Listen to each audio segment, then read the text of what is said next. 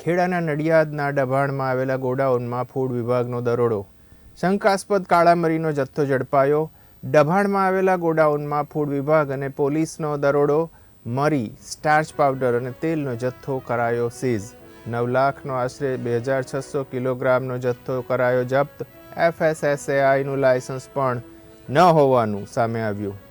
સેમ્પલો લઈને ફૂડ લેબોરેટરીમાં મોકલાયા. આગળની કાર્યવાહી હાથ ધરાઈ. ગુજરાતમાં તહેવારો ચાલી રહ્યા છે ત્યારે નવરાત્રી હવે દિવાળી શરૂ થશે ત્યારે ગુજરાતમાં નડિયાદ ખાતે food and drugs department active થયું છે. ત્યારે વાત કરીશું આપણે દબાણની. દબાણ પાસે એક ખેતરમાં ફેક્ટરી છે ધીરેન વાસુદેવ પટેલ. હું તમને દ્રશ્યમાં બતાવીશ કે ફૂડ એન્ડ ડ્રગ્સ ડિપાર્ટમેન્ટ ગઈકાલે રેડ કાઢતા કાળી મરીનો અખાદ્ય જથ્થો હતો, જેમાં ગુંદર અને ઓઇલ જેવા પદાર્થો મિક્સ કરી વજન વધારવાની પ્રક્રિયા કરતા હતા અને જે આશરે 2600 જેટલા કિલોનો કાળી મરીનો અખાદ્ય પદાર્થ હતો.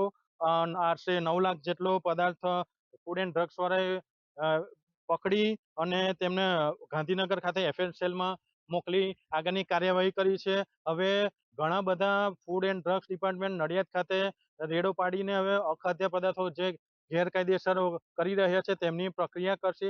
હવે જોવાનું એ રહ્યું કે હજુ પણ કેટલા મરી મસાલા ખાદ્યને જે ખેડા જિલ્લો ડુપ્લિકેટનું હબ બની ગયું છે, જે કેટલા હજુ પણ ગેરકાયદેસર મરી મસાલા વાપરે છે તેની પર ફૂડ એન્ડ ડ્રગ્સ તવાઈ કરે છે કે કેમ એ જોવાનું રહ્યું. બુલેટિન ઇન્ડિયા, પ્રતિક ભટ્ટ, નડિયાદ.